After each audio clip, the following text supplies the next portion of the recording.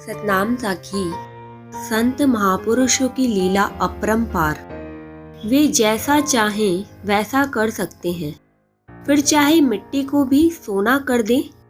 ऐसे ही थे परमहंस महायोगी, सिंध हिंद के महान संत, परम पुरुष, समस्त रिद्धि सिद्धि के दाता, युग पुरुष, आचार्य श्री सद्गुरु स्वामी टेऊराम जी महाराज।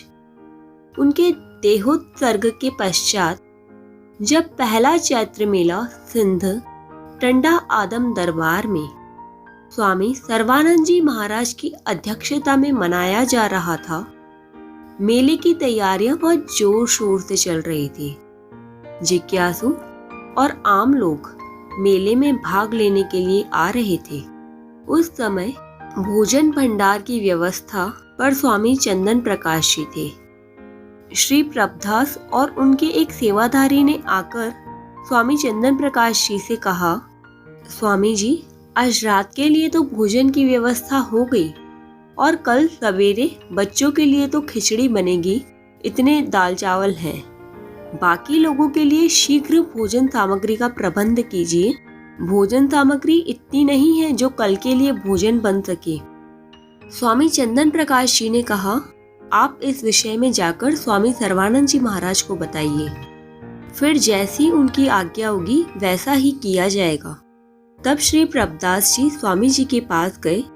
उस समय नगर के कुछ सेठ लोग स्वामी जी के पास बैठे थे और मेले के लिए अन्न धन इत्यादि अपनी सेवाएं देने के लिए प्रार्थना कर रहे थे। स्वामी चंदन प्रकाश जी भी अनुरोध करने लगे कि इनको राशन के लिए बोले। तब स्वामी सर्वानंद जी का तो एक ही उत्तर था कि हम श्री गुरु महाराज जी के सिवा और किसी के भी सामने हाथ नहीं फैलाते। मैं अभी जाकर अपने श्री गुरुदेव, जो सबसे बड़े सेठ हैं, उन्हें भोजन सामग्री इत्यादि के विषय में प्रार्थना करता हूँ। अगर गुरुदेव श्री सद्गुरु स्वामी टेऊराम जी महाराज ने मेले के लिए आज रात भर में भोजन सामग्री की पूरी व्यवस्था कर दी तो ठीक है, नहीं तो मैं और आप दोनों यहाँ से चले जाएंगे। जिनका मेला है वही आकर पूरा करेंगे। हम तो उनके सेवक हैं, दास हैं। इस विषय में सवेरे 5 बजे से पहले मुझे सूचना दे। स्वामी जी की बात सुनकर प्रभदास जी अवाक रह गए। अब रात होने लगी। स्वामी जी श्री मंदिर में श्री गुरुदेव भगवान के पास गए और मेले के कार्यों को गुरुदेव के सामने निवेदन करने लगे। लगभग आधी रात बीत चुकी थी। अचानक एक ट्रक और 7 बैलगाड़ियां सामान से भरी हुई दरवाजे के सामने आकर खड़ी हो गई। ट्रक और गाड़ियों के चालक बड़े जोर जोर से भगत टेऊराम कहकर पुकारने लगे। सेवादारी आवाज सुनकर सावधान हो गए और एकदम दौड़कर वहां गए और ड्राइवर से पूछा, क्या बात है? उन्होंने कहा, भगत टेऊराम को बुलाओ तो सामान संभाले, हमें देर हो रही है, उनको जल्दी बुला लाओ। प्रभदास जी ने उन चालकों से पूछा, ये सामान किसने भेजा है? उन्होंने कहा, सेठ श्री लक्ष्मी नारायण जी ने भेजा है। प्रभदास जी ने सारा सामान संभालकर भंडार में रखवाया।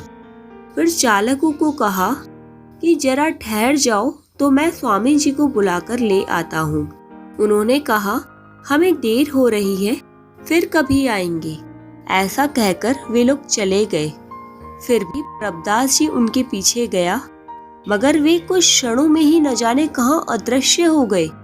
सवेरा होते ही प्रभदास स्वामी जी के पास गया, चरणों में प्रणाम कर सारी घटना सुनाई और कहा कि धन्य है आपकी गुरु भक्ति और श्री गुरुदेव में आपका अटूट अटल विश्वास। और स्वामी सर्वानंद जी से पूछने लगा कि ये सब कैसे हुआ और ये लोग कौन थे।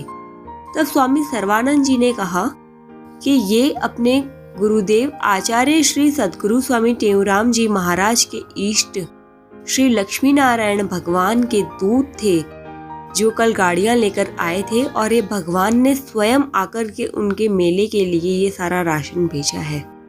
ऐसे ही जब कभी भी सद्गुरु स्वामी सर्वानंद जी महाराज को किसी भी चीज की जरूरत पड़ती थी तो वह अपने इष्ट भगवान सद्गुरु स्वामी टेऊराम जी महाराज से ही कहते थे अपने गुरुदेव को ही अपना इष्ट भगवान सब कुछ मानते थे।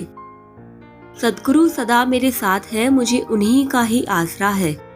सदगुरु टेऊराम जी के बिन और न कोई मुझे आधार। वे उन्हें हर समय, हर पल, हर घड़ी अपने साथ ही देखते थे और सदैव उन्हीं की भक्ति सिमरन में मग्न रहते थे। आचार्य श्री के पावन प्रसंग से हमें भी यही प्रेरणा लेनी चाहिए कि भगवान में ही अटूट अटल विश्वास रखें, भगवान के अलावा किसी और के सामने हाथ न फैलाएं। आचार्य श्री के पावन चरणों में शत शत नमन, बारंबार प्रणाम। धन धन सतगुरु स्वामी टेऊराम जी महाराज। सतनाम साखी।